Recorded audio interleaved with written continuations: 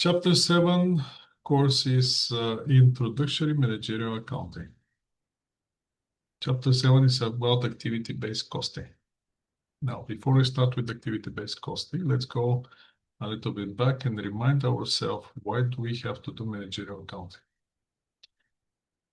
Well, we don't have to because, as we said in the very first of this course, managerial accounting is not a mandatory, it's not required. So technically, you don't have to do it.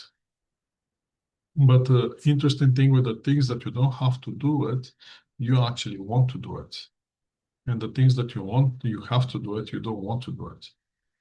That's the interesting, that's how it works. So the same thing with the managerial accounting. Managerial accounting is information that's going to help the managers to make management decisions, which are going to affect the company in the future.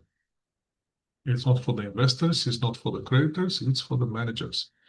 So it can help the performance of the company. For that, in order to understand what's happening in the company, we went to different type of costs. We find out that based on the different classification, we have different types. The main classification were based on which report the cost is presented, how the costs behave, how the costs are assigned to the cost object, and decision making. So we find out for how the costs are presented in financial reports. We have product cost and period cost. How the costs behave, we have direct cost and indirect cost. Sorry, that will be how we're assigning the cost to the object, direct cost and indirect cost. How the costs behave will be variable cost and fixed cost, which we saw the last time. Actually, no, two classes before. That was in chapter 4. When we're doing cost volume profit analysis, then we're using the costs which are based on their behavior. That's a direct and indirect. And we found out that the direct costs,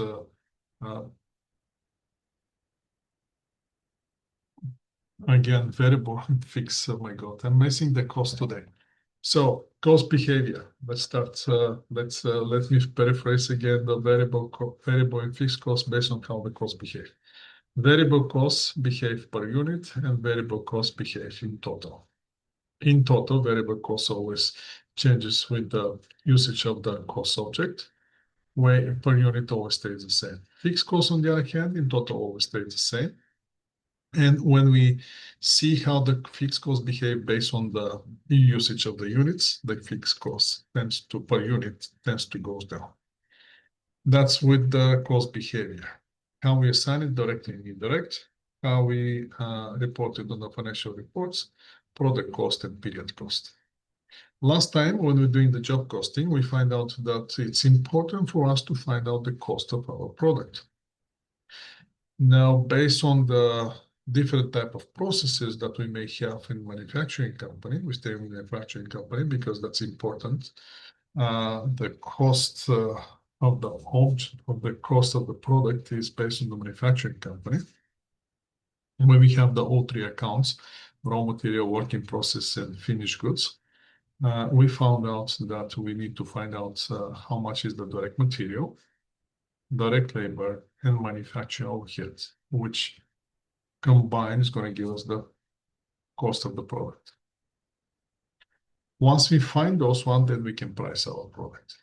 Cost, once knowing the cost, we're going to price it, we're going to generate gross margin. We're hoping the gross margin will be high enough to cover the operating expenses in order to generate operating income. That's the objective of the company. That's why the owner of the company opened the company in the first place, to generate operating income. Great. Last time we saw that we can find the direct material and direct labor easily. However, we need to manufacture overhead to combine it with the direct material, direct labor, in order to get the cost of our product. And we found out last time that we're using very simple methods for allocation, for finding out how much to allocate of the manufacturing overhead, since we found out that Manufacturing overhead consists of many different costs, variable, fixed, which coming at a different type of time of the process of the company, either in the beginning, either at the end, and we don't know the actual cost until the period is over. And we come up with the idea to calculate or to estimate the total cost for the period, upcoming period, find the allocation base, which is common for all the products. So we can allocate the manufacturing overhead on the total cost that we have to all products. Come up with a predetermined manufacturing overhead rate. And every time when we're actually using the allocation base, we are assigning the manufacturing overhead cost.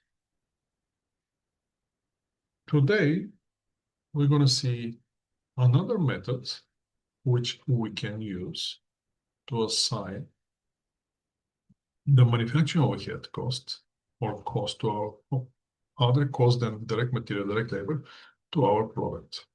And that's called, method is called activity-based costing, which is going to help us for management decisions. I know, long introduction just to come to this activity-based costing. So now let's see what activity-based costing is.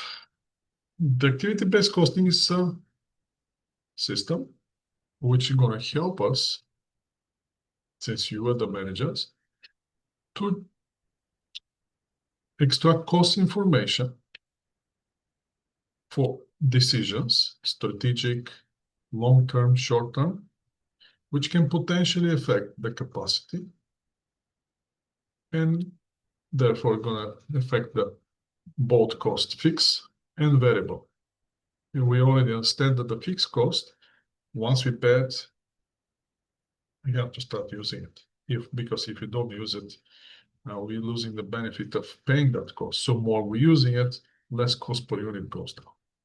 So that's why we have to utilize that fixed cost or use it to the full capacity as much as we can. Activity-based costing, interesting part is that this is a supplemental system to the traditional cost system. Traditional cost system, again, is the one that we saw last time on the job costing, where we have to price our product based on the estimated total cost, finding allocation base and estimating the allocation base for the same period which the cost was estimated.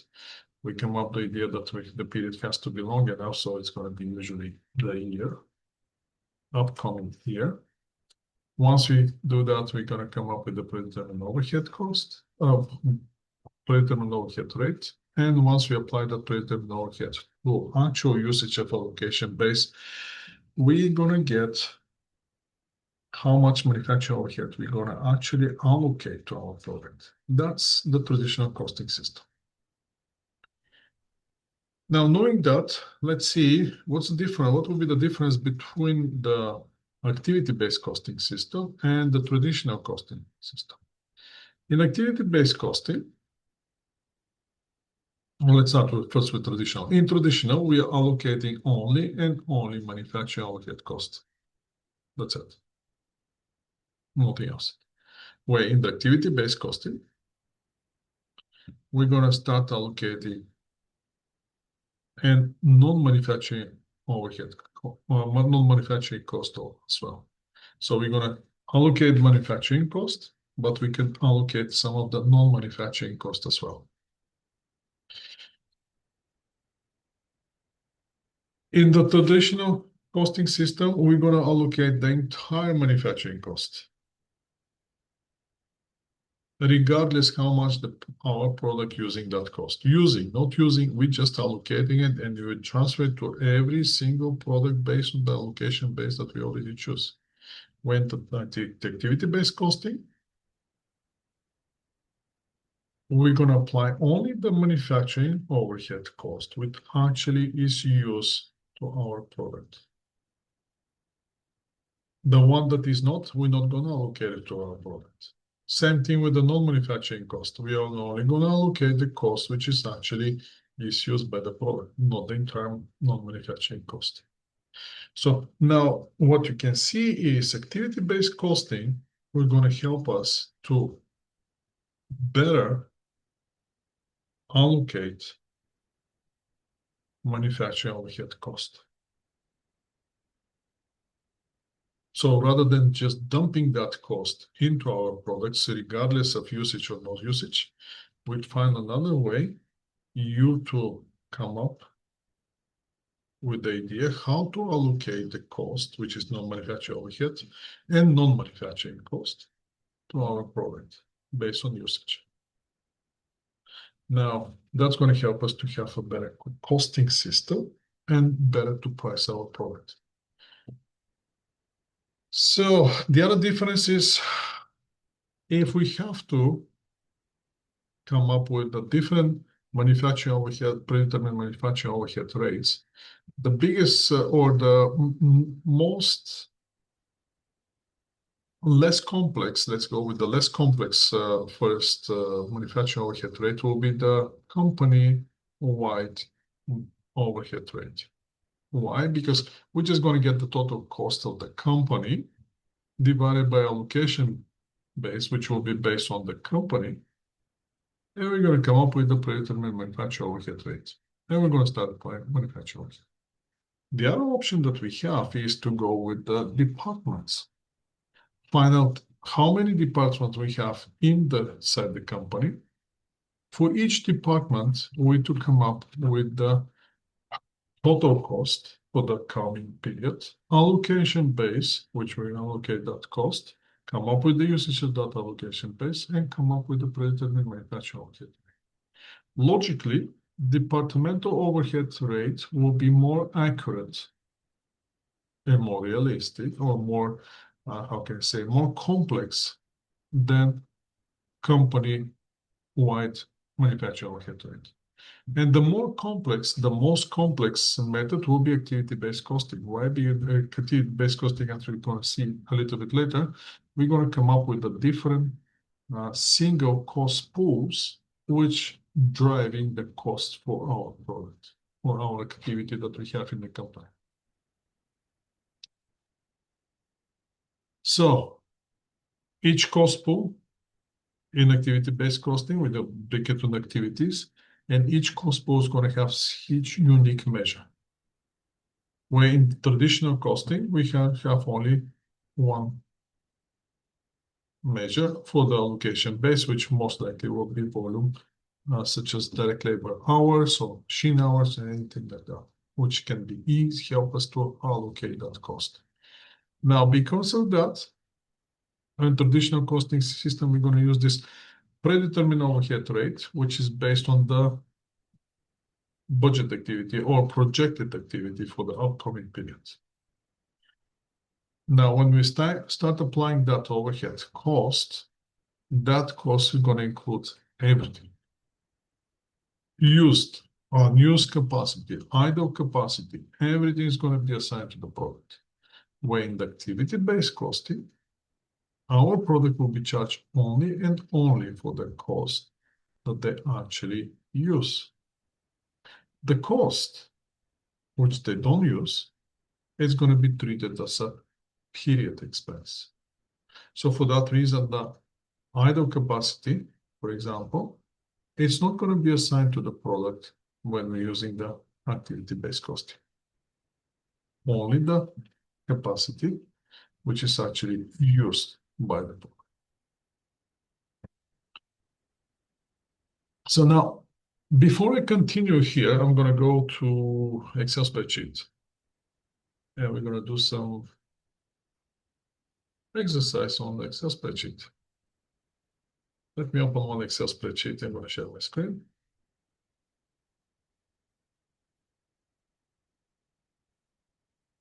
Okay, I have it here. Let me share now my screen so you can see the Excel spreadsheet. It's not formatted, so you're not missing anything up to this point. So I'm going to make it bigger a little bit. And we're going to do some activity-based costing. Now I'm going to show you, in reality, what Elon Musk is doing every time when he goes to the company. or the government of US, regardless. Yes, he's using activity-based costing. So let's go to, again, I'm going to use yesterday, use it, then today I'm using it. I usually use here as help for our example here, our exercise, electricity bill. Is there anyone of you who doesn't get electricity bill?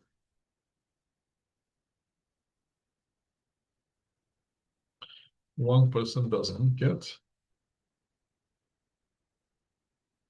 So Monday you'll be not excluded, but you can still participate in the exercise, but you won't feel it. It's not going to affect you at the end. Is there anyone else? So I'll assume everybody else have electricity bill. For what period the electricity bill covers? Usually covers 2 months, correct?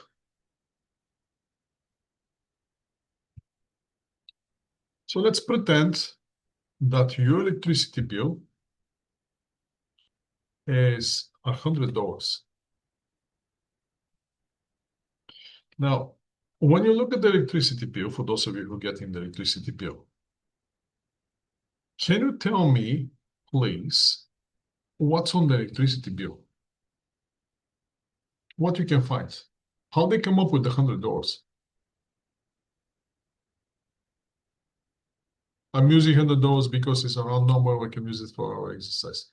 Your bill can be higher or lower, depends on usage. They're using the metric system based on the usage and timing based on how much electricity is used. Yes, that will be the thing. How much electricity you use in kilowatts, and end of the story. Now, tell me, where should I look on the electricity bill to find out how much is the usage for the electricity in my house? And how much is the usage for using the TV? And how much is the usage for the fridge? How much kilowatts the fridge using for that period? Where on the bill I can find it? Can I first find it? And if I cannot find it, where I can find it on the bill?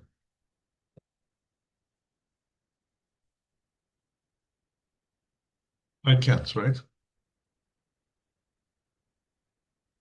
Then what's the value for that bill for me? There's no value for that bill for me. If I cannot find what drives the consumption of the electricity for which I'm charged, there's nothing I can do with that bill. I cannot understand why the bill, if increase, why the bill increase. If it's reduced, why it's reduced, or simply I cannot predict my bill. Or I cannot say, okay, this activity is not value added, this activity is value added, I should eliminate this activity because using too much electricity. You understand what? I have no management control over my bill. Okay, now let's find a way to get some control over our bill. So we have the total cost we're paying for the electricity. For the electricity, again, we pay $100. Now let's go and find activities that drives that bill. Now think about everything that you're doing during those, or cut the period, let's over 1 week. Tell me what kind of activity you have in your house or in our household that drives the electricity. Car charging, okay. Yesterday we're going to the car charging is kind of unique. Let's leave it because some people they may have not electricity car, so let's leave it on. Let's go with the air conditioner, AC, and heater because AC is the summertime and heater will be on the winter time, correct? Using the computer, let's go with charging. Tech, that will be cell phones, that will be laptops, that will be anything like that. Okay, charging tech. Then air fryer, blender, microwave. Okay. Air fryer,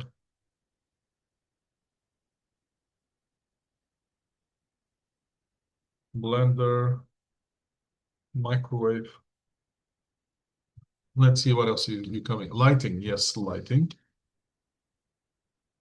What else? Drive, fridge. Yes, definitely, fridge. Dyson hair dryer. Oh, hair dryer. That's important, right? Hair dryer. That Dyson is very tricky. Once he gets too hot, it stops. Then we have a washer and dryer. Okay, we have washer dryer. What else we have? Dishwasher. Yes, dishwasher. We have to wash the dishes.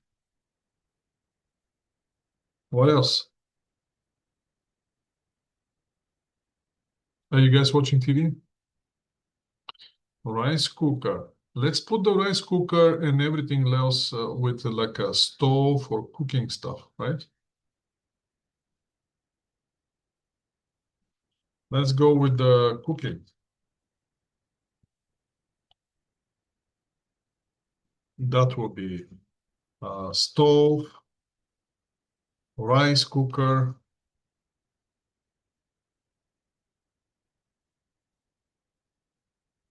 What else? Oven will be here.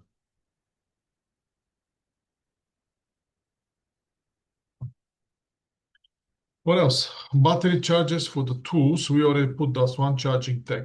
That will be catch. That's going to catch that one. Vacuum cleaner. Yes, we have to clean the house. Vacuum cleaner.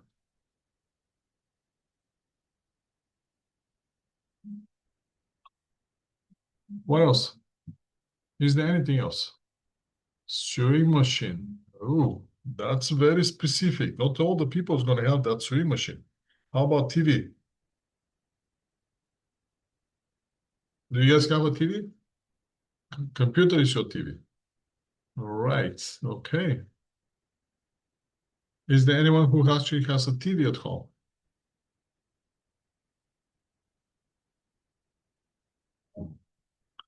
Let's put the TV because we can use it as our example as activity.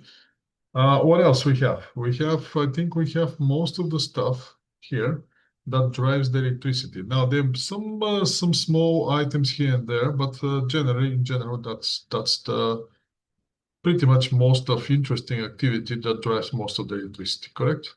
If you come up with something, we can add it easily. So now maybe cooking stove and oven. Oven. Let's cook it here, stove and oven, and let's put the rice cooker separate. You see later why. Rice cook and stove and oven. Let's put it this one. Espresso machine. Okay, coffee machine.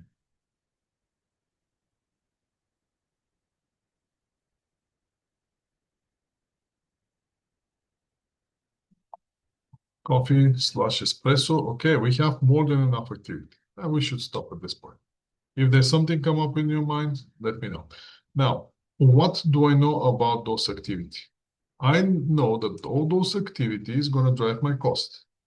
I know my cost is $100. But I also know that as a percentage,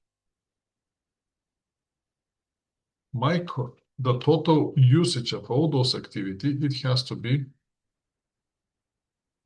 100%, correct? So if I combine all those activities, I have to come up with 100%. That's my objective.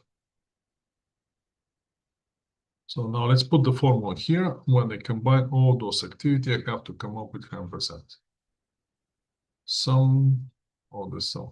Okay, it doesn't accept me to get the formula. Okay, let's get rid of this one. Let's put one number here too. And let's get the entire thing and just trick this Excel spreadsheet.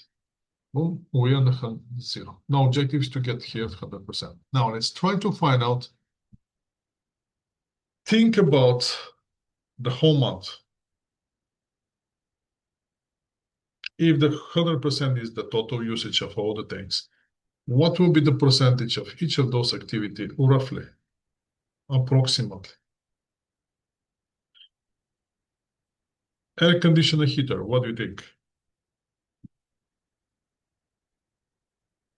As a percentage of the all the usage of all those activity. Just come up with a number. It's not that crucial at this point. 20%? Yeah, sounds right. Let's put this percentage here because if I don't put the percentage, it's not gonna work. So 20%. Okay, let's go fridge. Which one is drives the most activity? Fridge. That drives a lot of activity, correct? Electricity. 38. Ooh, that's Amanda very precise. Let's lower it to 30 because we see how many activities we have. And if it's two activity, we're already on the 50%, then we have to lower something. Let's go to washer and dryer. What should we put? 4%? Okay, 4%. Dishwasher,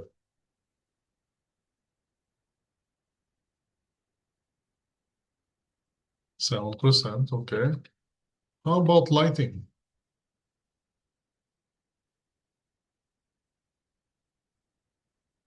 Lighting should be higher. I know it's a summertime now, but the winter time, those lights are a lot. So let's go higher here. 10%, yes. Let's go with 10%. I like that one. Air fryer, blender, microwave. What we doing there?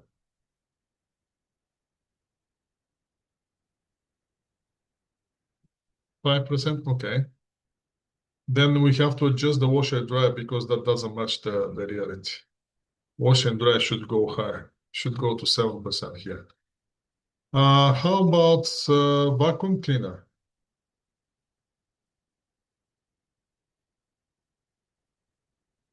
3%. Let's go stay with 3. We're 82. TV. I know some of you mentioned that you're using your computer for the TV, but let's go with here. With TV, or let's put here TV, computer, and anything like that. We don't have the computer, right? TV, computer.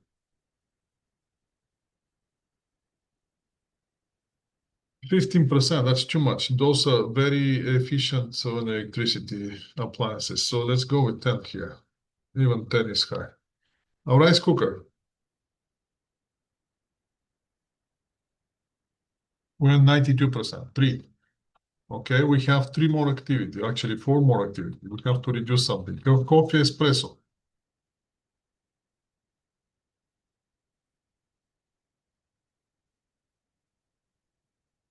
2%, okay. Cooking,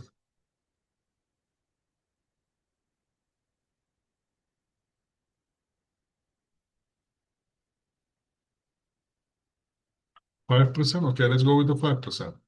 Now let's go with the TV computer. Let's put it on the 3%. That's going to save us 5%. Charging tech.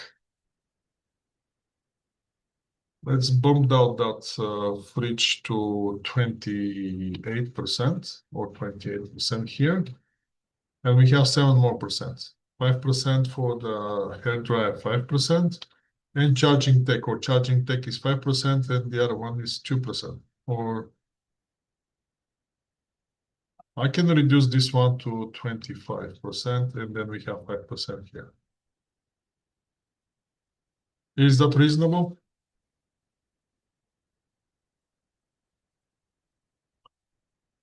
All right. So my next objective is to assign the cost to all my activities based on the bill. Again, the objective is to reach $100. I have to reach here $100. That's my objective. So that's probably based on the percentage. That should be very straightforward. 100, which is locked time my percentage for that activity. And I can easily calculate all the cost for each activity. during that period. I hate Excel, I have to tell you. It's getting worse every single update, but that's how it is. We have 100%. Now, the next thing that we have to come up, that's our cost.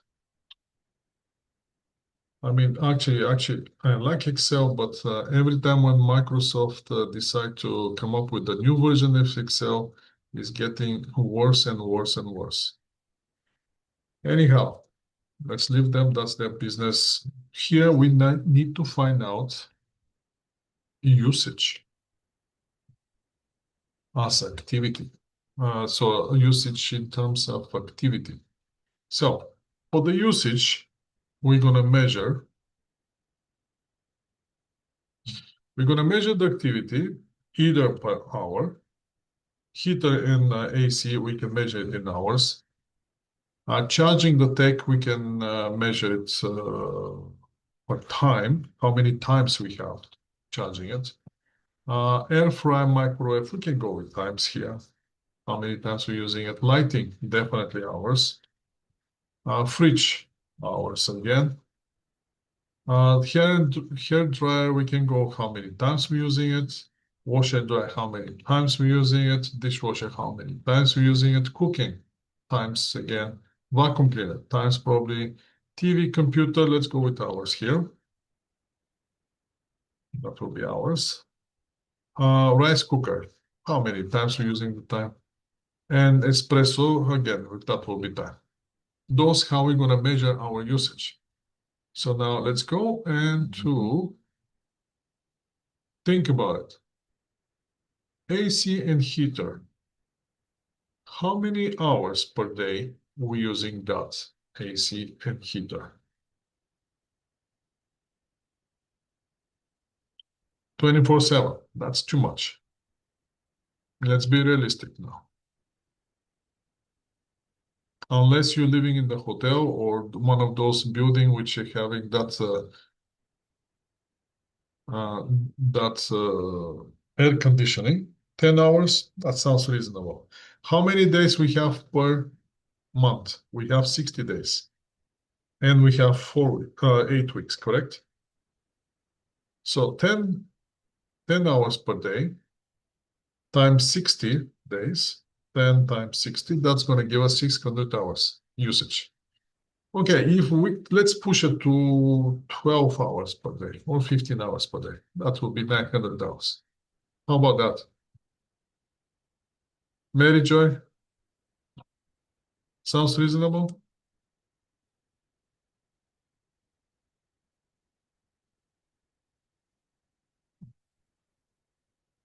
Okay, charging the technology. How many times you charging your cell phone and laptop and anything like that at home per day?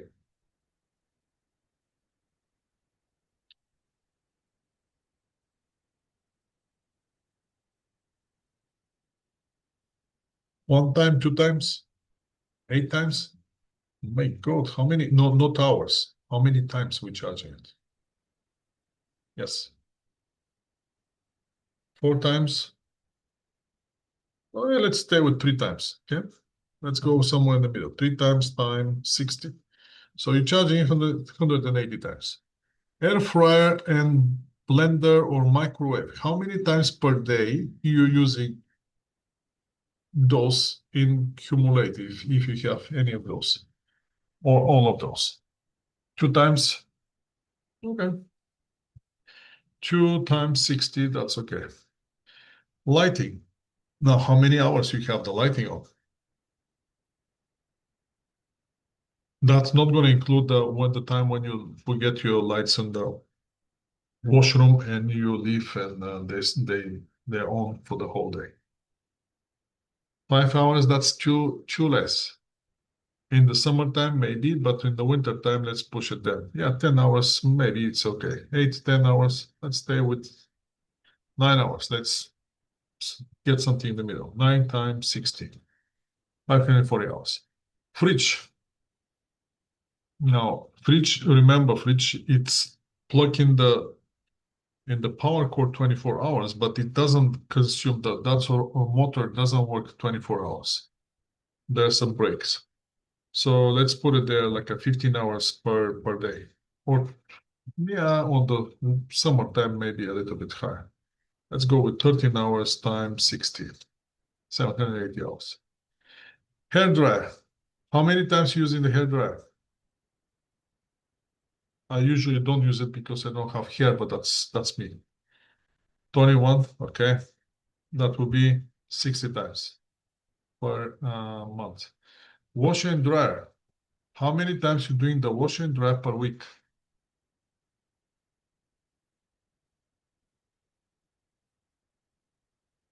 2 times. Okay, 2 times 8. That's going to give us 16, 16 to 24. Let's go with 20 times per month. Dishwasher. Is it going to be the same?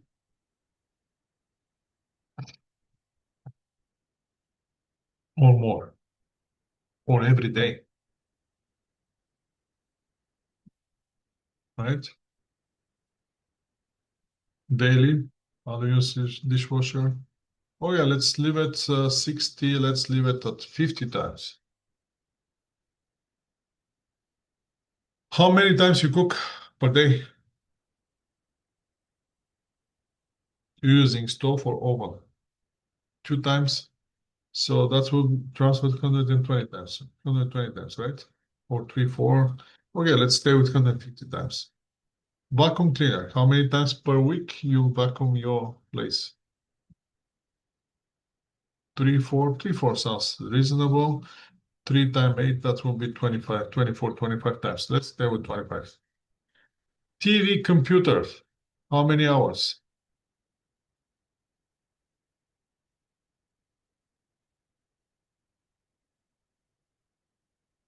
15 hours for the computer or 15 hours for the TV?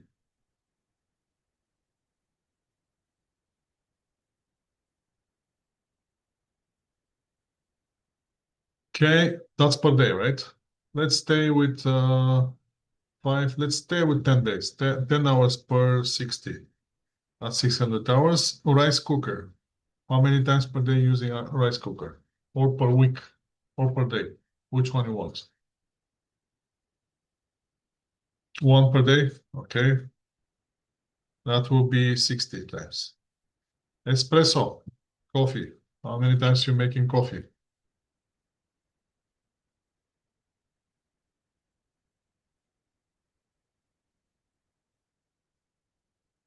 The other people?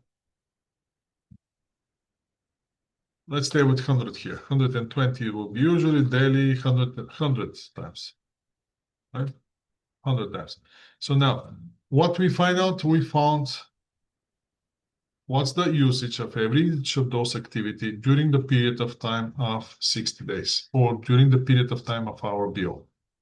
Now, the last thing that we can do is now I can come up with the cost for single activity.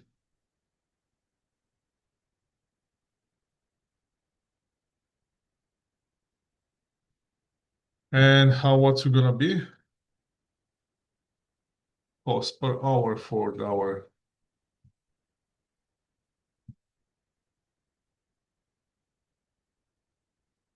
air conditioning heater. So every hour that I'm using the heater or air conditioner is going to cost me 2 cents. Charging, 3 cents every time when I'm charging it. Air fryer, 4 cents every time when I'm using the either blender, either microwave. Lighting, 2 cents per hour. Fridge, 3 cents per hour. Hair dryer, 8 cents per time. Every time when I use the dryer, it's going to cost me 8 cents. Washer, 35 cents. Dishwasher, 14 cents. Cooking, every time when I cook, cost me 3 cents. Vacuum cleaner, every time when I vacuum, cost me 12 cents. TV or computer, every time when I'm using the computer, that's going to cost me every hour of the usage, going to cost me 1 cent. For the rice cooking, 5 cents per cooking. And for the espresso, 2 cents per coffee for the espresso. Now, once I have the cost per activity, my question for you will be, can I do something about my cost now? Can I reduce my cost? Can I increase my cost? Can I find on which activity I'm spending it too much? And should I can reduce that activity, or which activity I cannot more usage? Can I do that now?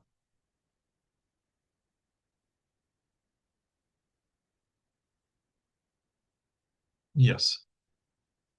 That's your activity-based costing. That's what Elon Musk doing.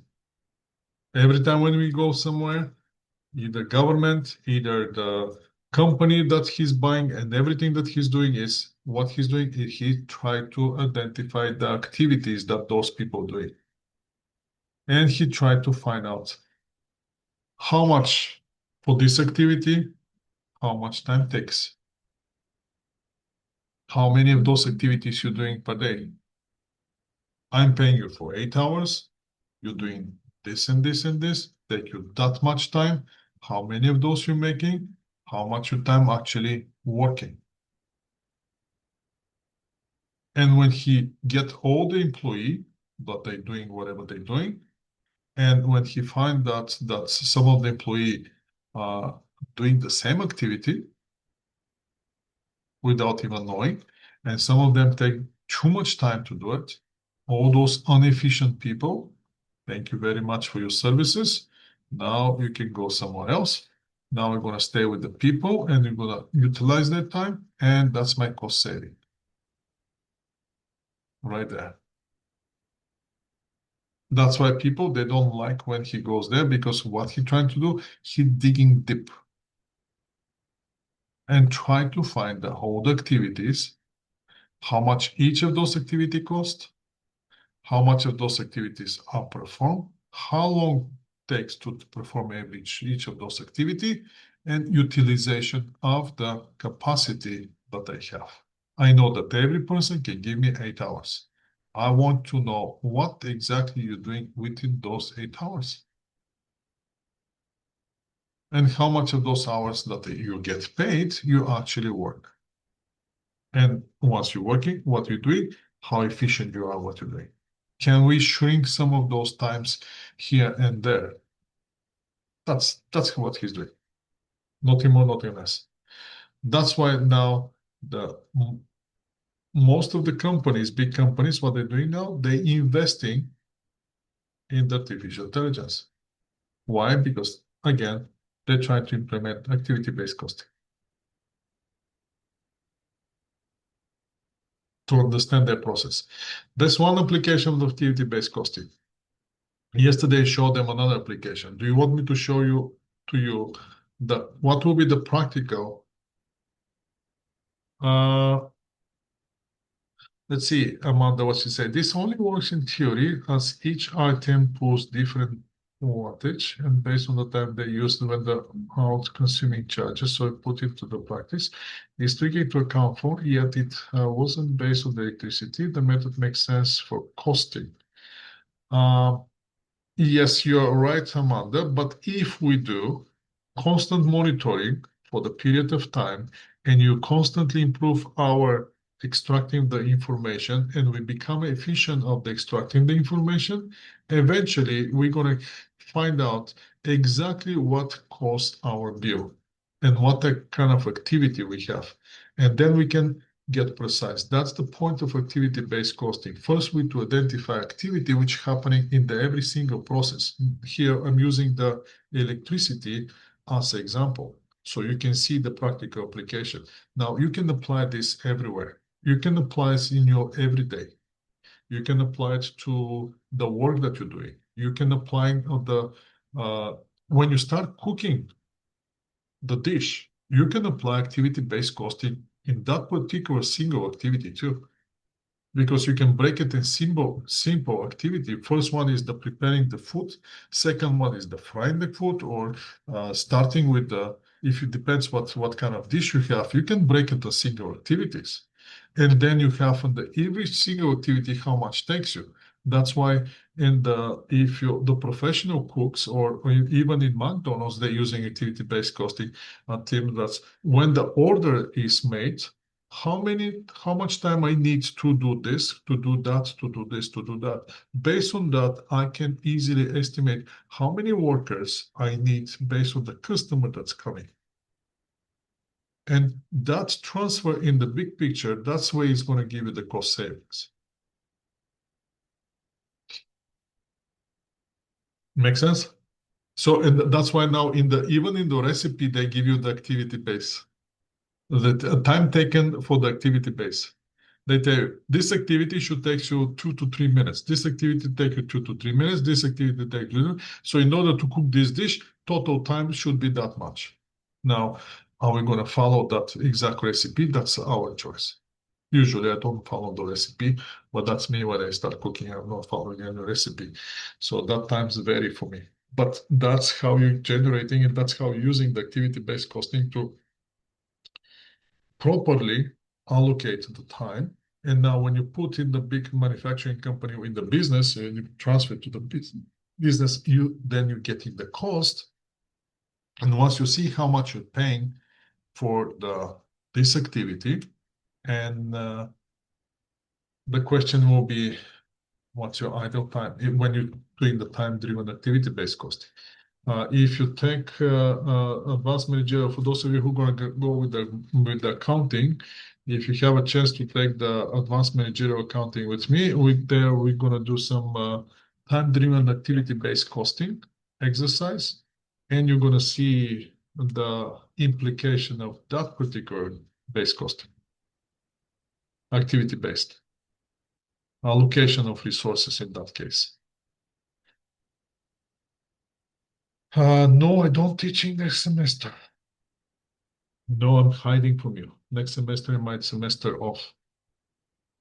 Non-teaching semester. I'll be back teaching in winter though. Winter 2027, if and only if there's enough students.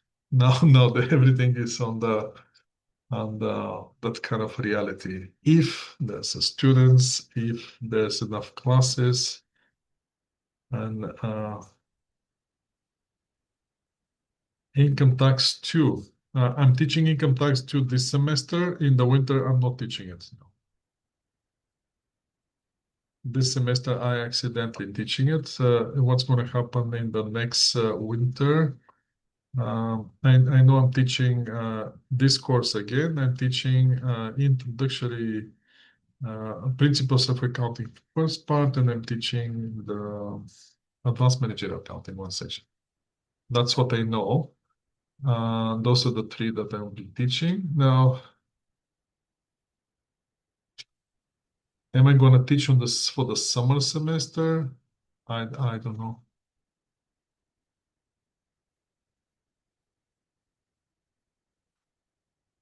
For those of you who are going with the accounting, now I want to tell you something, and I want you to understand, especially for the taxation. I know you're taking taxation first part this semester, but I usually will not recommend you to take the taxation first part on the summer semester.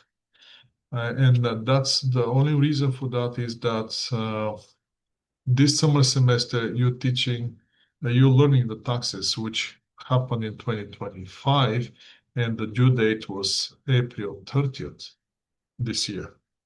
So you're learning something that's already outdated. I don't want to say other words, but something that is already outdated. So the best semester to take income tax first part, it will be the fall semester. Why fall? Because the new textbook is available, which is for the income tax. And since you're doing the personal taxes first on the first part, and that's for the income taxes that's going to happen for this year, which the due date will be April 30th, 2027. So that will be the proper allocation and the proper timing to take the income tax one first part. The income tax second part, that's a corporate taxation. So for that reason, that's it doesn't matter when you're gonna take it. You can easily push it to summer semester because there's no personal taxes there, and the taxes for uh, the corporation can have year end, so whatever they want to have it. Fiscal year for them can happen anytime they want. So that's not for that reason. That's not so important. Anyway, let's go back to activity-based costing, find out here the activity-based costing. Now, this is for the simple for the electricity. Now, can we make it more accurate? Yes, we can. But what we need to do, we need to do a little bit more monitoring, be proactive here using our management skills, and we can make it precise. And that's going to help us to identify activity which are value added, which are not value added, eliminate those activities. So we're chasing efficiency, we're chasing cost savings, and we're chasing the activity which actually bringing the value for our family or our household in this case. Now, put this one in the perspective of the company, how many different processes they have, and how if we look at every each of those processes and identify the activities which are non-value added activity, eliminating those activity, that's the cost saving that we're generating. And again, I'm sorry that I have to repeat it, but this guy, that's the only thing that he's doing. You have to understand this. I don't even know if he has some management skills and anything like that, but he's very good, obviously, with this. And he doesn't have to be. At least he has a desire to implement this activity-based costing on everything that he's doing, and keep digging it, keep digging it, keep digging it, keep improving it until he gets the results that he wants to get. Once he get it, then constantly update, constantly update. That's this system, this model, and this specific example here can be constantly improved. That's the beauty of the activity-based costing, and at the same time, that's one of the drawbacks because you have to be committed and constantly improving it. Now, I still want to show you the other example, which may hit you, which may like or not like, but I wanted to show you so you can understand another application of activity-based costing. The question is, do you want me to show you that, or you just keep going with the slides? Yes. Okay. Yes, please. Okay. Let's. It's a sad story, though. It's a sad story, and might make you some of you. I hope, I hope it's gonna make you think and rethink what you're doing. Uh, it's about activity-based costing of our life. For that reason, I want you to go, since you're on your computers at home, I want you to check quickly what's the life expectancy in Canada.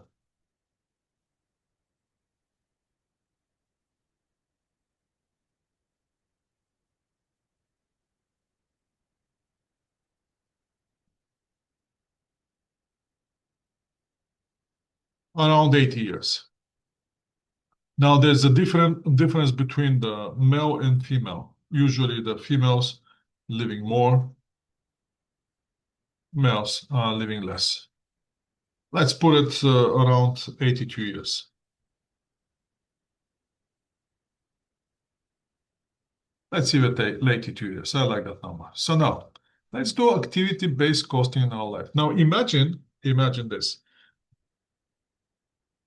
If we have this ability, 5 minutes before, I don't want to give you too much time because for some of us it can be a very crucial moment. For some of us can be a very tricky moment. 5 minutes before we departure from life, somebody comes with this report and tells you activity-based costing, in our life, and tell us, you know what, this is the report on what activity and how much time you spent for each activity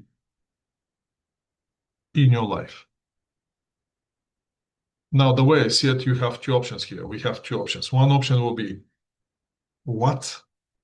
That's how I wasted my life? Or the other option will be, wow, what a life.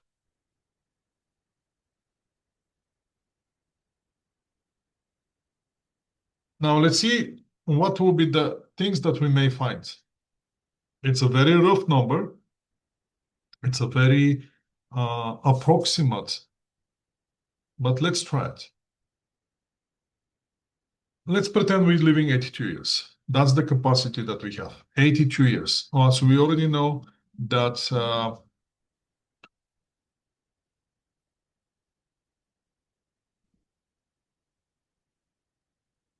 82 years, that will be the, if we have a unlimited resource in our life, that's the only one, and that's time.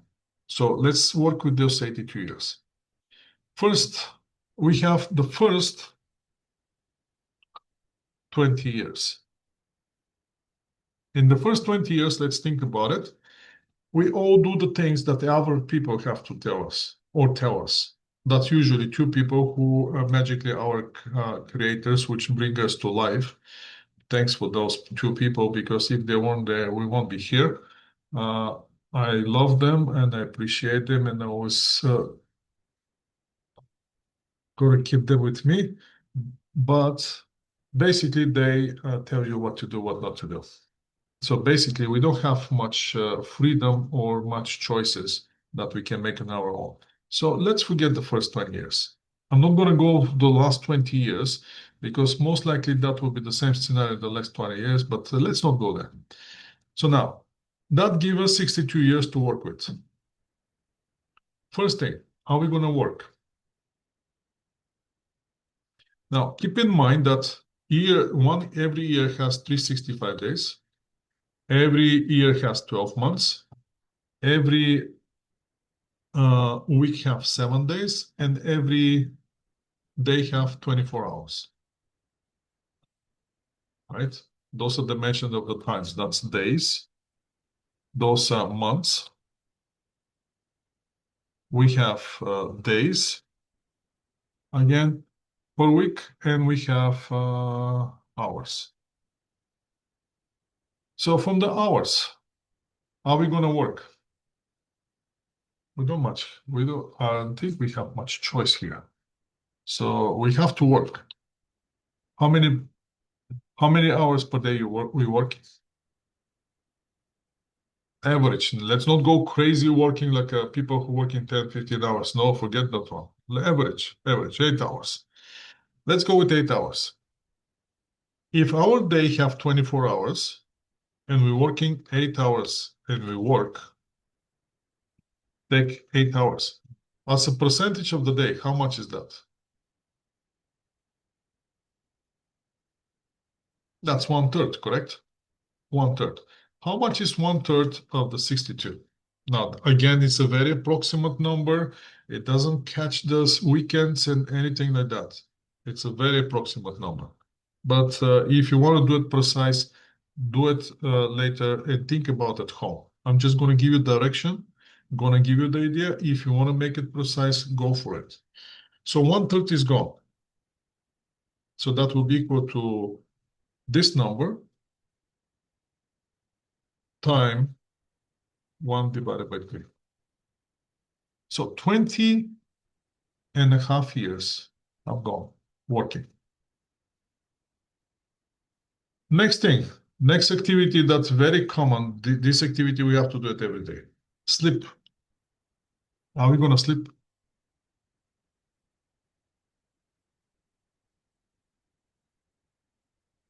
6 hours, yes, 6 hours. But if you're seriously thinking to sleep 6 hours, after 10 years, you will have so many problems that you won't believe it. So you better stay with 7 to 8 hours, preferably 8 hours sleep. That's how you're getting the most advantage, and you'll be able to live 82 years. With the 6 years sleep, you won't make it to 82. So let's keep it with the 8 hours, which has to be. Let's go work. Let's work here 8 hours. Sleep, let's keep it at 8 hours. Just to stay healthy and we'll be able to live. So that's minus 20.7, another minus 20.7. So where that brings us? After deduct those one, we have 20.6, 20.7 to work with. Or in the big picture, that gives us 8 hours. 8 hours work, 8 hours sleep. Now we have to work with the other 8 hours. Are we going to commute to work?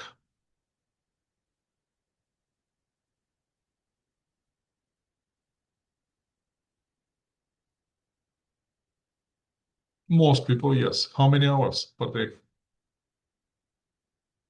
1 hour. Okay, let's leave it 1 hour. That's 1/8. Make sense? Going to work. That will be this number time 1 divided by 8. 2.5 meters gone. Commuting. Let's put it with a minus. Are we going to go to washroom?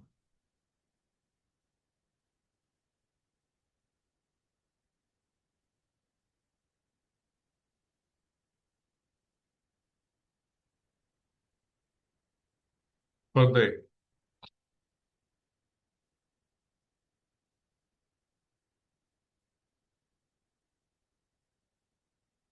Are you guys with me? Washroom. Know how much time we're going to spend per day in the washroom?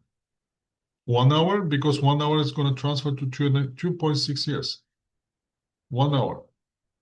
But 1 hour is 2.6 years of our life we have to spend in the washroom. Let's put together washroom and shower all together.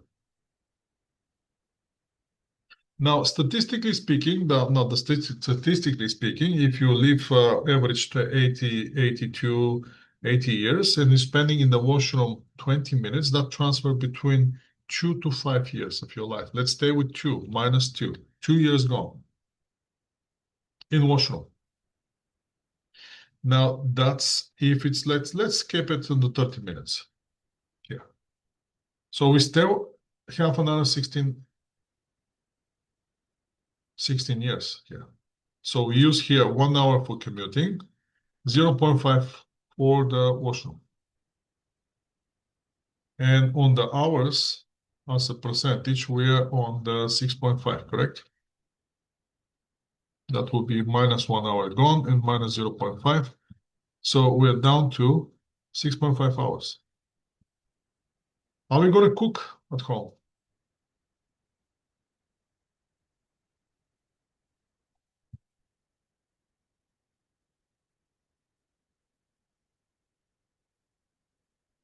How much are we cooking in total per day? 1 hour? If we cook, now watch this. If we cook 1 hour, that directly goes minus 2.6.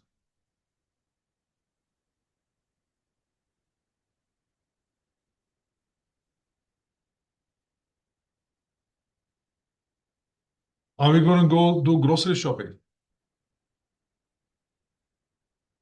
That's another thing, Amanda. That's why this is very general thing. This is very general. I'm going to leave it later for you. If you want to make it precise, go for it. Let's go grocery shopping.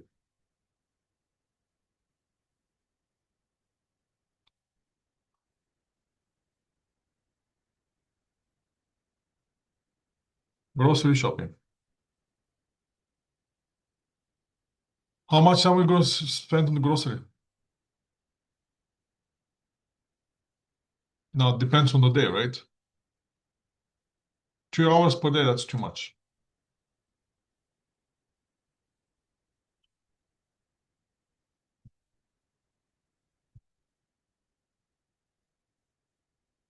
Let's keep it 1 hour. Let's keep it 1 hour because otherwise it's going to be ugly. Minus 2.6 gone. Let's see what's left for us to live. We are down to 10.9 years. We spent another 1 hour here and one on one grocery. So we're down to 4.5 hours. Are we going to wonder about the future and what's going to happen if this happens and how many hours per day you're wondering about that and worry about what's going to happen and when it's going to happen and how it's going to happen? Do you have those moments? 30 minutes? Too much. Some of you too much, some of you like, let's stay wondering about future. Let's stay with half an hour minus 2 years.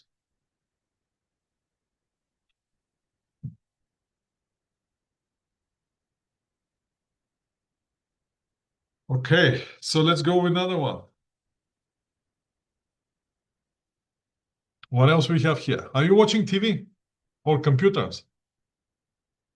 How about eating? Let's not eat. How about eating? Let's. How about watching TV and computers? How much time we spending? Are you eating when you're watching? Okay, so let's put it in 1 hour. So eating, TV, and computer. With computer, you're staying more. You remember all the charging on the laptop? You're telling me you're spending like 4 or 5 hours. Four times you. Let's stay with only 1 hour per day. That's minus 2.6. People, I don't know what you think, but we're down to 6.3 years to live. How much time is spending on the cell phone? Sending emoji, funny faces, responding, thumbs up, thumbs down. Uh, let's stay with half an hour. Let's stay with half an hour. Cell phone. That's going to go another 2 years. So how much left for us to live?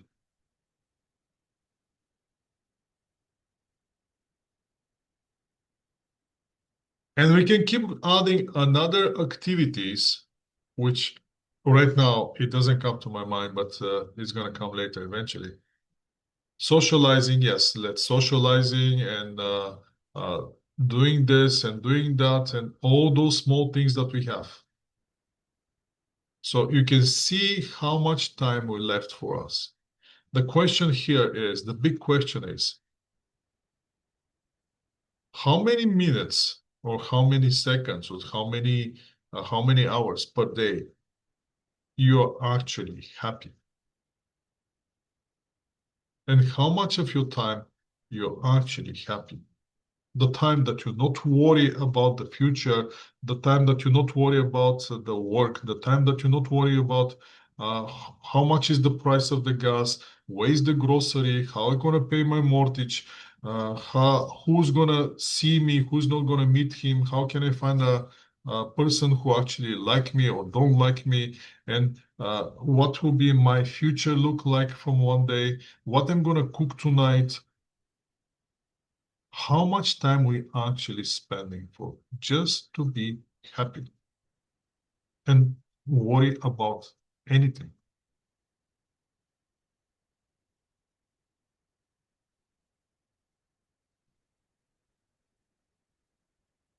15 minutes per day, that's less than 1 year of our life.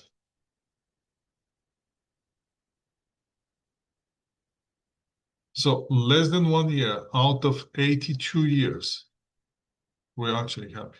How much time you spending like sitting somewhere and just listening to birds, how they cheating and how they, that's why I like the spring. Probably, if you ask me which my favorite season, that would be the spring. Why? Because the birds right now, you at 4 o'clock or 4:30, as soon as the light is up, you can open the window and just listening, and it's just amazing. Sometimes I just go into the forest and just listen. Not lately, but before. The point is, people, that our life is going one way or another. The question is what we're doing and how we're going to do it. And if somebody comes with a report like this, what you're going to see on that report?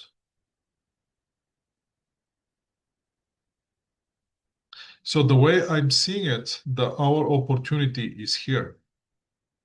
Since we still have to work anyway, if you find a work that you're actually enjoying and make you happy, then go for it. Don't be one of those people that's going and to work every day, wake up and say, oh my God, I have to go to work again, and seeing all those people and doing all the things that I want to do. And your best day of a week was going to be Friday afternoon, and the worst day of the week was going to be Sunday afternoon. And this is going to repeat every week over your working life. And when you become a 65, when you look back, there's nothing. It's just Christmas and birthdays. It's our life, people. Make it count. Go back to those things, think about it, rethink, and do something that actually makes you happy. And be a happy person. Use activity-based costing for your personal benefits to find out what's important in your life, where should they focus, how you should spend the limited resource, that the only limited resource that we have in our life, which is time. Don't forget, you cannot buy the time, you cannot delay the time, you cannot go back in time. At least I don't know how. But even if I find a way, probably I'm not going to come back to tell you how to do it. Or maybe I will. Who knows? But at first I have to find a way. So that's how you can use the activity-based costing. That's how powerful the activity-based costing is. This one will be time-driven activity-based.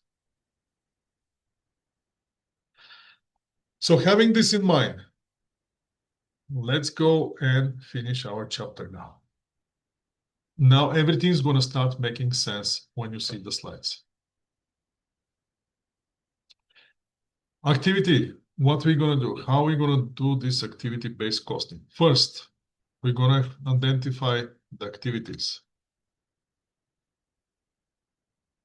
Yes, definitely we're going to post it for the future, but I want you, once I post it, I want you to use it as a guidance and try to identify the other activity in your life and make it more accurate. And then start eliminating the activity that you don't want to waste your precious time on this planet Earth.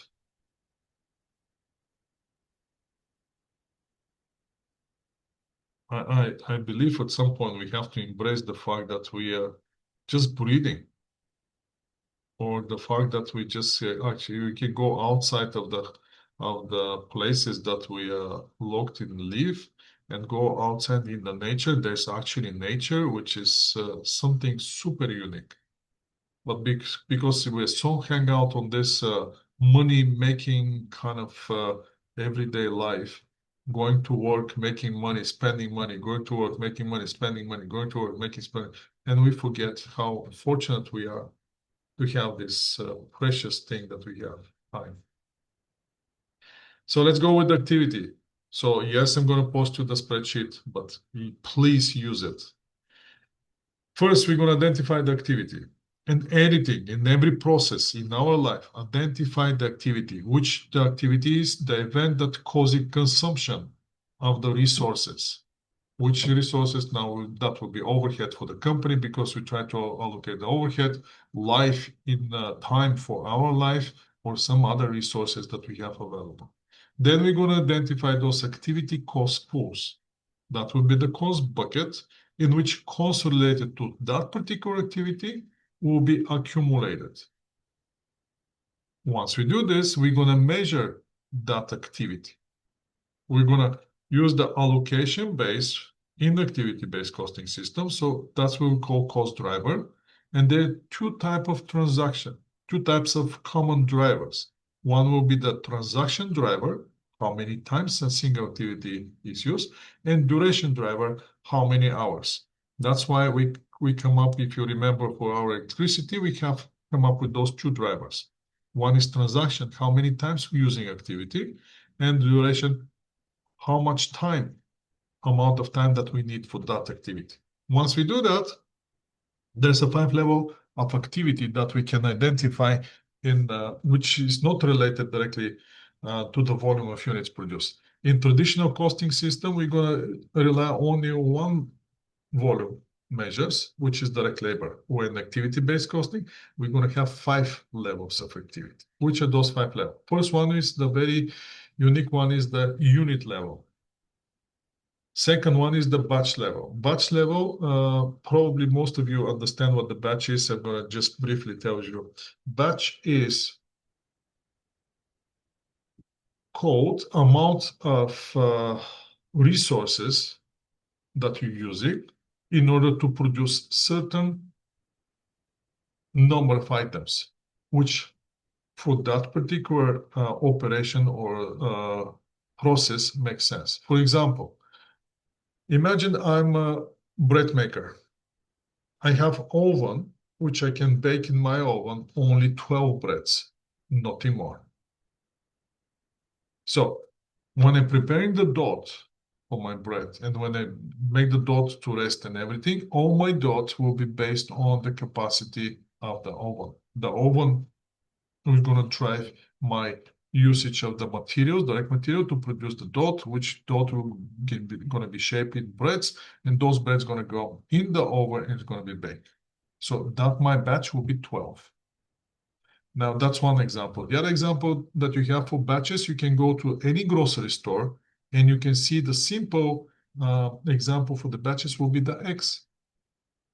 We have so many different types of batches here. You can have six eggs in the tray. You can have 12 eggs in the tray. You can have 18 eggs in the tray. You can have 20 eggs in the tray. You can have 30 eggs. Depends on the batch. And that's how we're selling.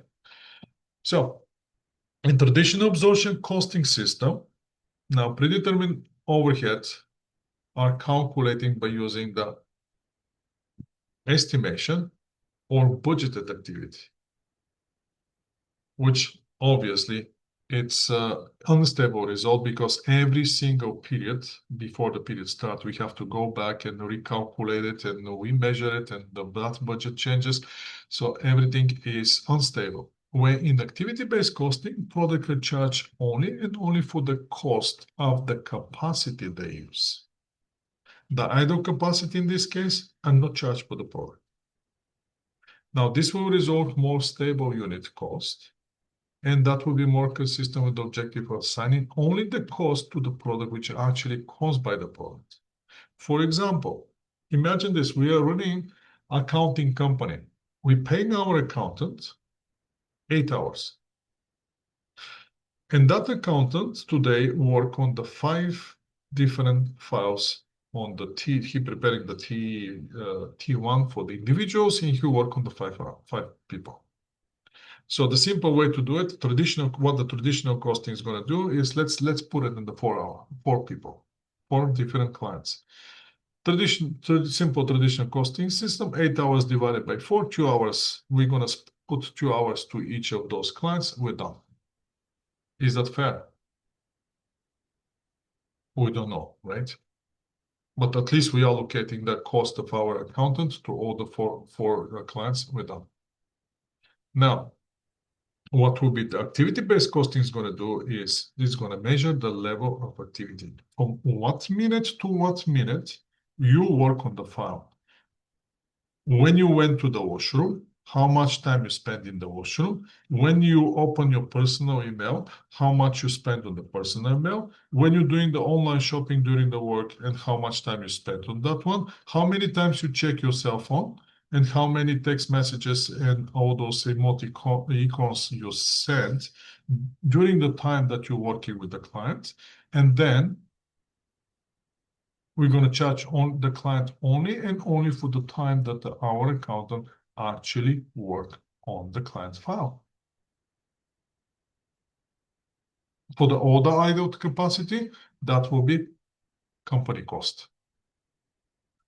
That's why when you go to the audit company, if you have a chance to go with the Big Four, your time is monitored by a clock. When you start working in the client file, you have a clock. You turn on the clock. When you stop the clock, and you're charging your hours to the client. And when they tell you during the tax season, they tell you out of the 10 hours, I want you to work effectively at least 9 hours on actual files. And if you go below that number, you'll be in trouble.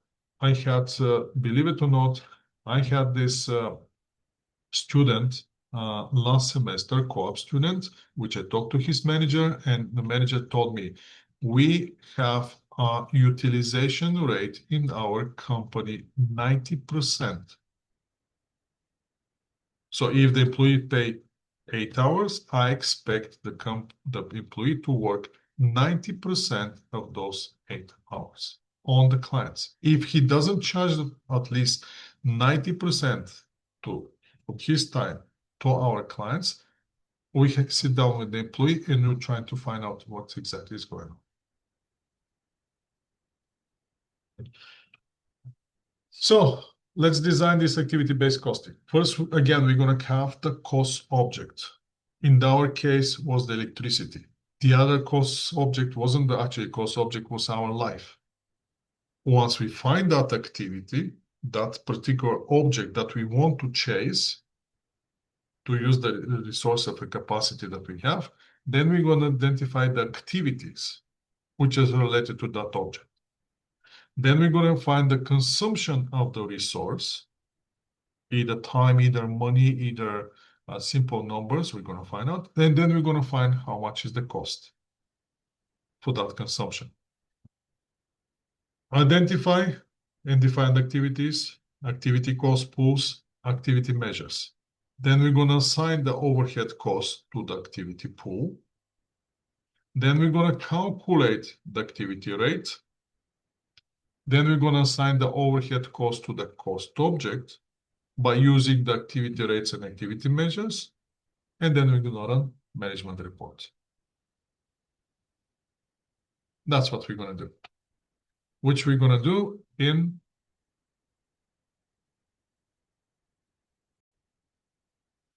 So now let's think about this company and see what's happening with this company. This company has the sales, has the cost of goods sold. They have direct material, direct labor, manufacturing overhead. Obviously, this manufacturing company, or have all the three costs: direct material, direct labor, manufacturing overhead.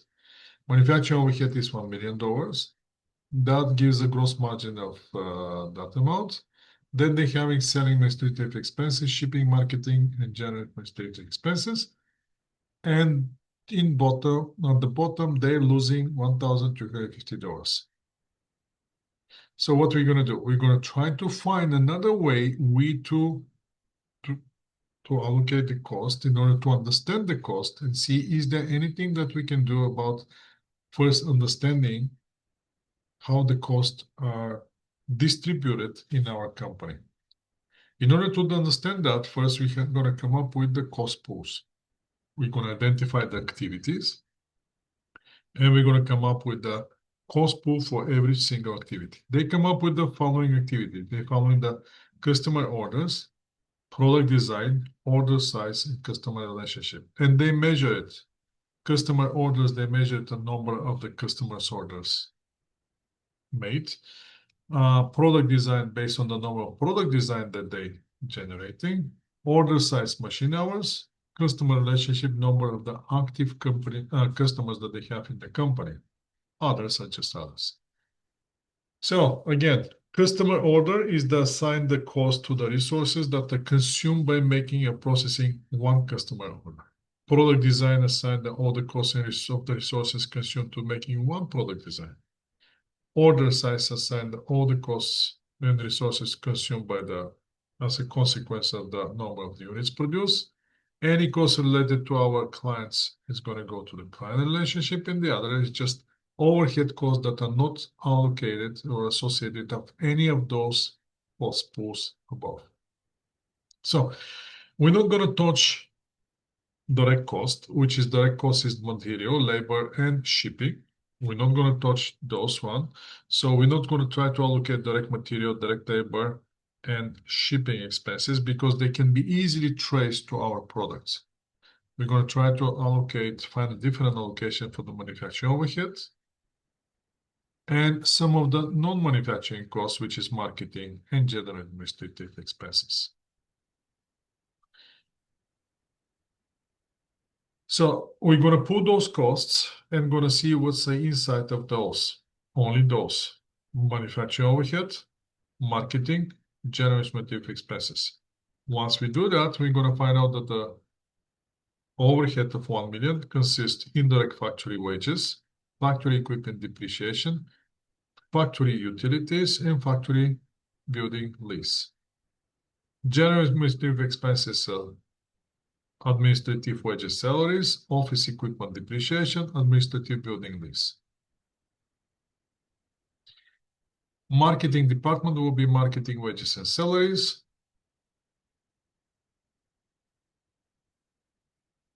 And administrative expenses. So out of those, that's $1,810,000. That's what we're trying to find out. Is there any way to allocate those costs first to the cost objects that we have, and then to our products? First thing first, as you can see now, they come up with the percentage, the same way we come up with the percentage for our electricity bill. They're trying to find out the indirect factory wages is 100%.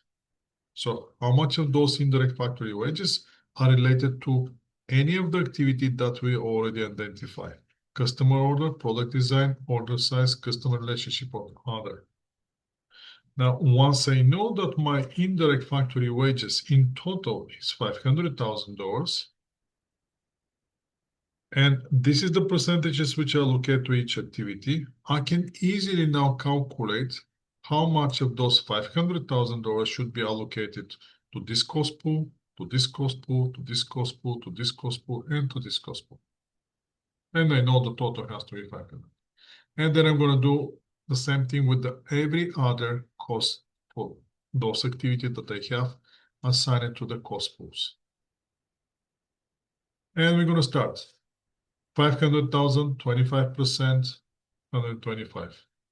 Next one, 300,000, 20%, 60,000 going to factory equipment depreciation, go to the customer order. So when we do all those things, we should have this report. Again, as you can see, the total is $1,810,000. I cannot change the total, but now I can allocate it to the different cost pools. And I know that my customer order now has $320,000. Product design, $252,000. Order size, $380,000. Customer relationship, $367,500. And other, $495,000. Now I have the cost, which is for each of those cost pools. The next thing that I have to find out is what kind of activity and how much activity I have in each cost pool. And I find out that I have 1,000 customer orders, 400 new designs, 20,000 machine hours, 250 customer relationship. Now I can come up with how much costs me one customer order, how much costs me one new design, how much costs me one machine hour, how much costs me one customer relation. And I can easily come up with this cost. 320 divided by, so 320 per one order. Product design, 630 per one design. Every time when I do new design, $630. Order size, per machine hour, $19 per machine hours. Customer relationship, every relationship that I have with the customer costs me $1,470 per customer. Others are not applicable. Once I do that, now where am I? We already said direct material, direct labor, shipping cost, those are directly allocated. Activity that we identify, we already have the cost per activity. Now we can start allocating now by finding how many activity we have in every single department in our company. Other are just directly going to as expense. So now let's see what's the department, what we have in this company. This company has two departments. One is the standard sanction. The other one is the custom compass housing. In the standard sanction, that require no new design. So we're not doing new designs because it's the standard, we just keep it the same. But we have 30,000 units covered with the 600 separate orders. Each sanction required 35 minutes of machine time, in total 17,500 hours. Custom compass housing, on the other hand, they require new design. 400 separate orders means 400 new designs. 400 customer designs are prepared, and 1,250 compass housing produced, which require 2 hours, machine hours for each, total 2,500. So I can see 2,500 plus 7,500, that will be exactly 20,000 machine hours. So now, once I have this, once I have all this activity, now I can easily assign the cost to those activities, to those two departments. Department number one for the standard is we're gonna assign $524,500.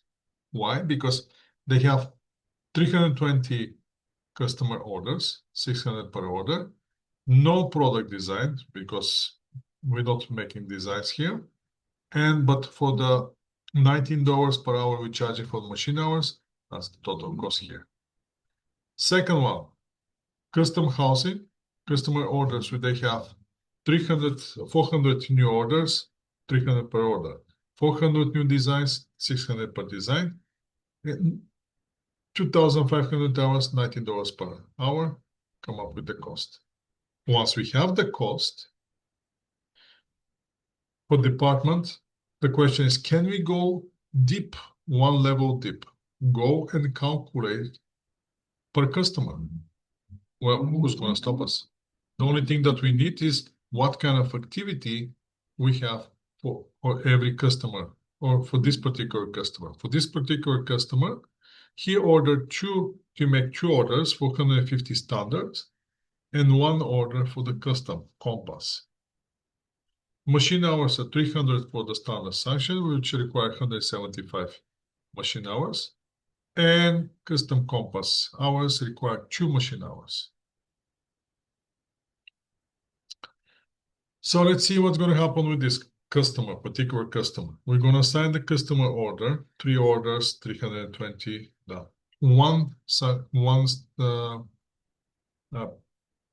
only custom compass housing. So that's going to transfer to one new design, 630. 177 hours times $19, that much. And since it's only one customer relationship costs us $1,470. So in total, for the other than direct material, direct labor and shipping, we're gonna allocate from the manufacturing and non-manufacturing costs $6,423.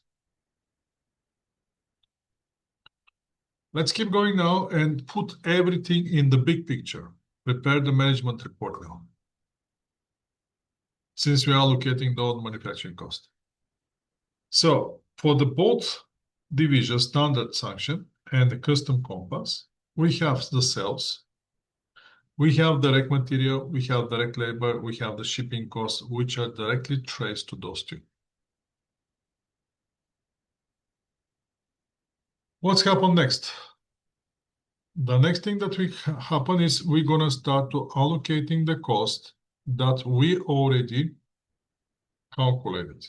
So for the custom order, product design, and order size, we're going to put it together with direct material, direct labor, and shipping.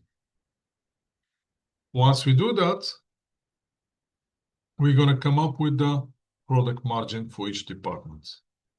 As you can see with the two divisions that we have, standard sanction contribute product margin of $906,250, where the custom compass losing $49,500. Once we allocate the customer relationship and the total cost, we're still going to lose 1,250. As you can see, I cannot change the bottom line, but now we can have a different picture for our two departments based on the activity that we have under each of those departments. Now let's do the same thing for the customer and see what's happened with this our customer. Again, we're going to get the sales to these customers, direct material, direct labor, shipping, and then we're going to assign the cost that we already calculated from the overhead and administrative, and we're going to find out that this customer contributes to our company $699.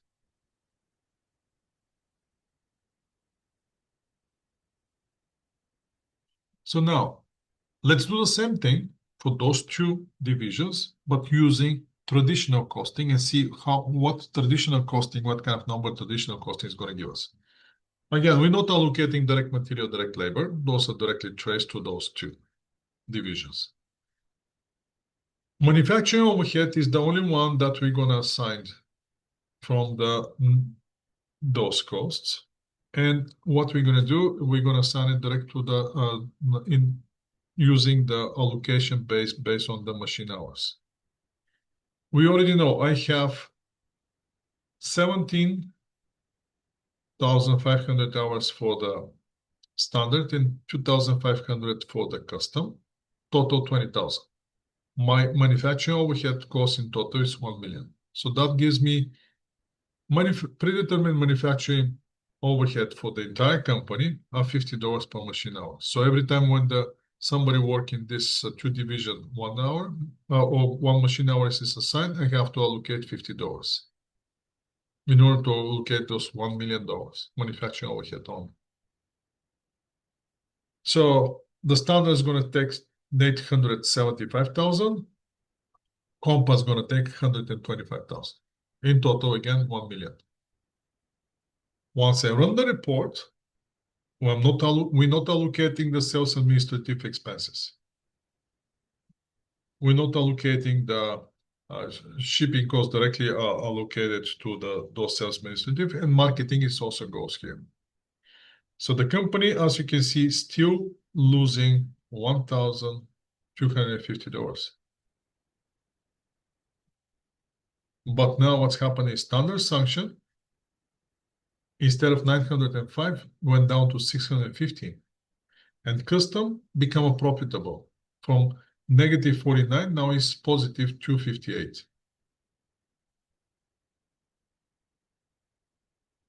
Again, that was when we applying the activity-based costing to those two departments. That's why we're using traditional costing system.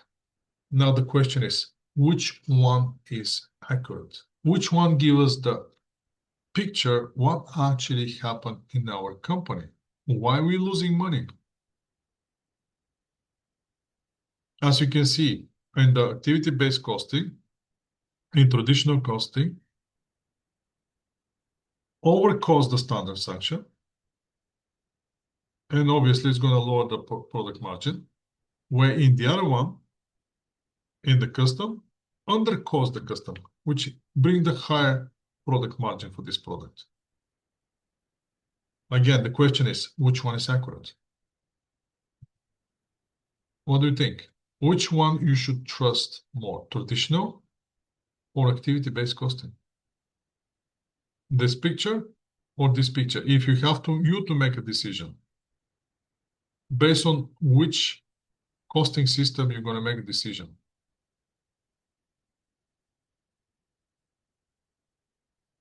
So logical decision will be eliminate the custom compass housing, correct? Because that's going to save us our loss.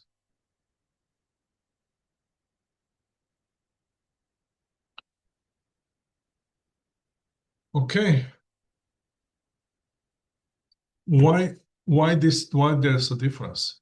There are three reasons why there's a difference. First one, traditional costing allocate on all manufacturing overhead to the product. Activity-based costing allocate only and only manufacturing overhead, which is used by our products. The one who is not used, directly expense. Second,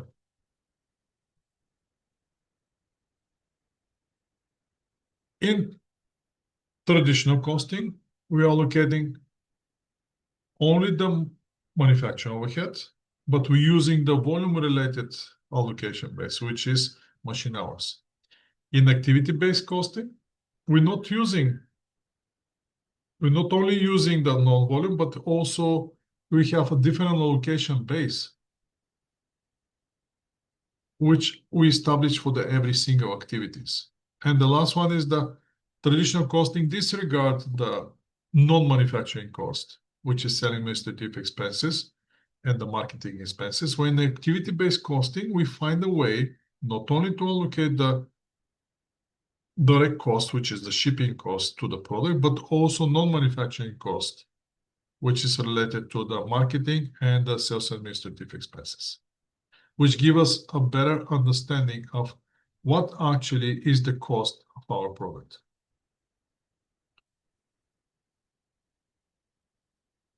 Now,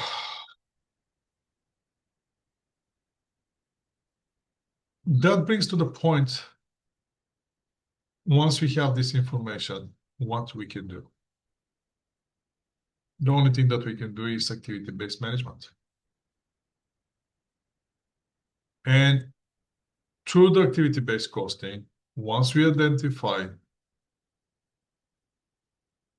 value-added activities and activity which has to be eliminated or divisions has to be eliminated, we have to start cutting. And that's how we're going to make the improvement. So the activity-based costing is going to simply clearly identify which is the winning, which is the losing area, based on the simply finding what kind of activity we have, how we're using that activity, how efficient we are, what's the cost for that activity.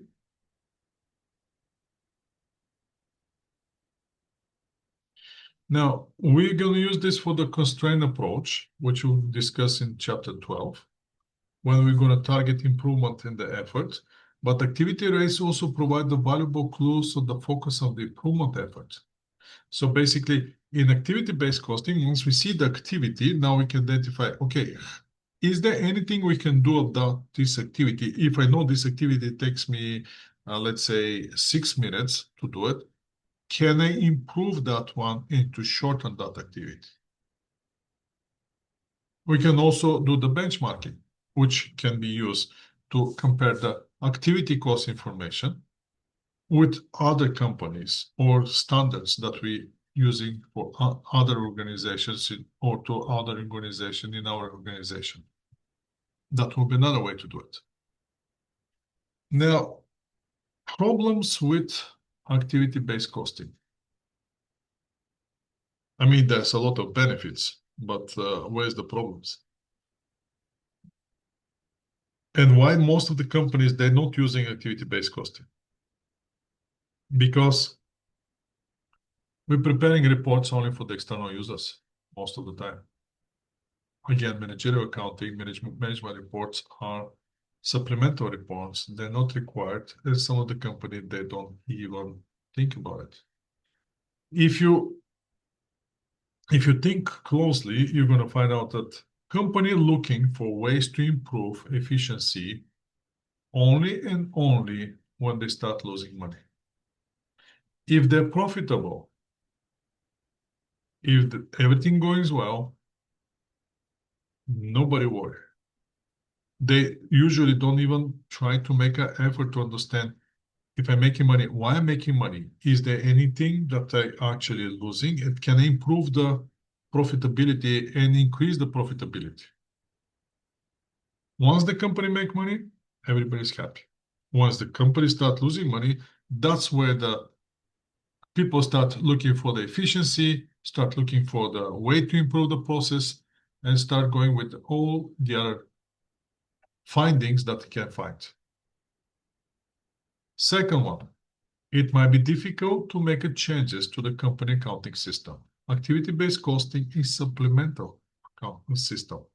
So it will be very hard. It may not very hard, but it's challenging to adjust the current accounting system to fit the activity-based costing system from which you can extract those reports. The other problem is that activity-based costing, it's not approved or not allowed by any accounting standards. International reporting, financial reporting standards or accounting standard for the private enterprises, they want all the reports to be prepared under traditional costing system. And as we saw in our example with the electricity and after that with life, it's very subjective until you actually come up with the correct allocation. And for that reason, auditors are always suspect there might be subjective allocation in certain processes. And then you're going to start digging out the interview with the employees and finding out how did you come up with this percentage? Why is 20%? Why is not 19.5? Why is 19.5? Why is not 18? And those kind of questions, which again, activity-based costing, you have to be very precise. But again, in order to be very precise, you have to make a very good observations and constantly trying to improve the process.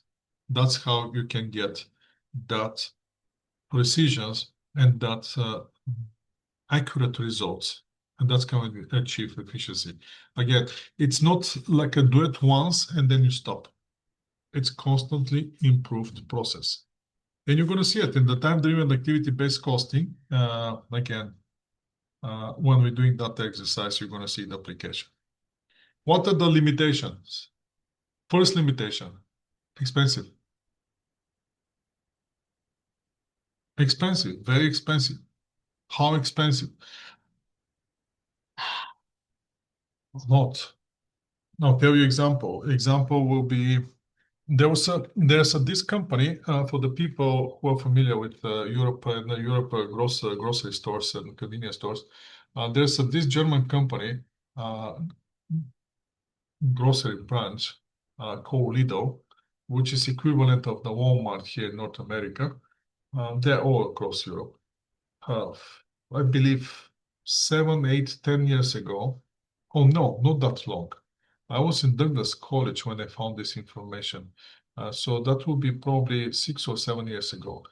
6 or 7 years ago, what they did is they have those stores all across Europe. Plus, they have those shipping, the supply centers, which are for all the groceries and all the products that they have.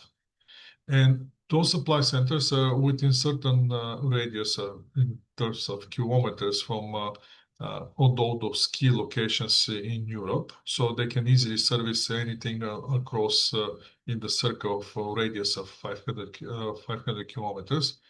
And they wanted the inventory system, which constantly monitoring the inventory, plus easily to transfer products or goods from one store to another store, from one location to another location, from one country to another country. What they did is they asked SAP to provide that software. They spent $500 million, $500 million on that software. SAP produced the software. They tried to implement it. They didn't like how the software works. They buried the cost. Yes, we can argue, but this is a allocation for the inventory. But again, it's type of activity-based system. Inventory activity based, which monitors all the activities everywhere across the Europe and across the stores and across the warehouses and all of those shipping centers. The other example for activity-based costing, believe it or not, which probably I don't know if you're thinking that way or not. The artificial intelligence also will be used for the improving the process, obviously, and identifying the way to be efficient in terms of servicing the clients, allocating the resources to the our products. So for that reason, the way I see it, so many companies now spending money to develop that artificial intelligence. Where will be why the people, why the company try to spend so much money and why those systems are so expensive, and what's the point we to use those systems? Because those give us savings. As long as the cost savings are more than the cost of the product, you're going to go for it. The savings from the activity-based costing and the results that the activity-based costing can reveal compared to the traditional are very interesting. I'm going to put this word, very interesting.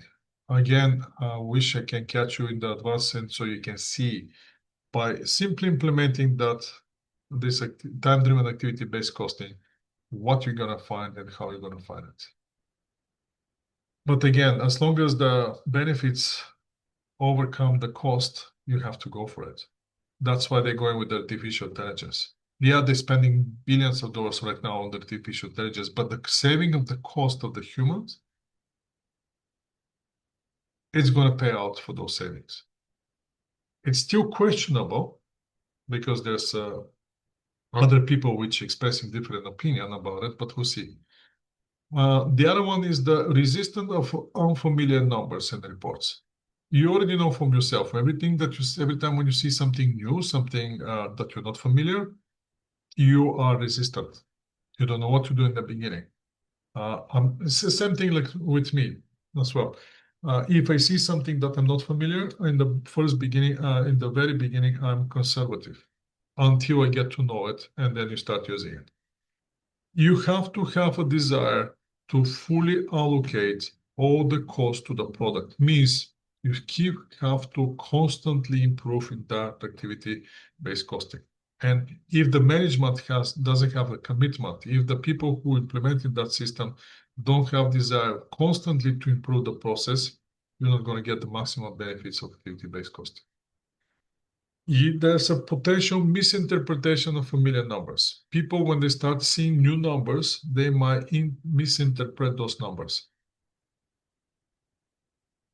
And the last one is you have to run both systems, traditional and activity-based costing. Again, because the traditional is the only allowed for the international financial reporting standards and accounting standard for the private enterprises. Activity-based costing is not.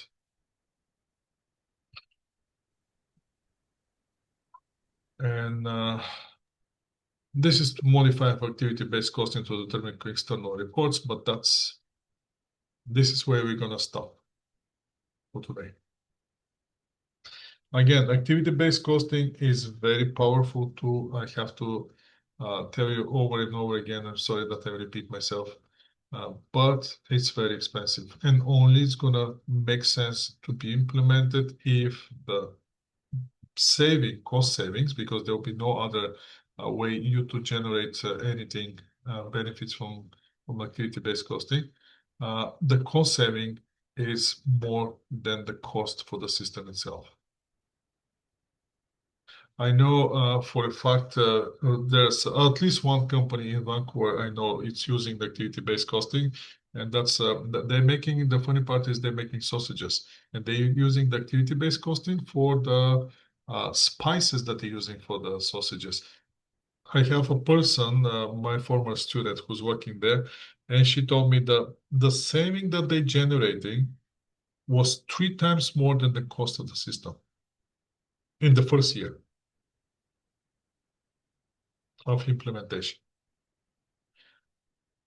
It's I don't know. It's for me, it's kind of unique thing. And now when you're having artificial intelligence to monitor the activities and help us with to come up with a better understanding of the processes and in every aspect that we have, that will be another benefit, and that will push probably for activity-based costing. But again, the cost will be something that we have to be considered.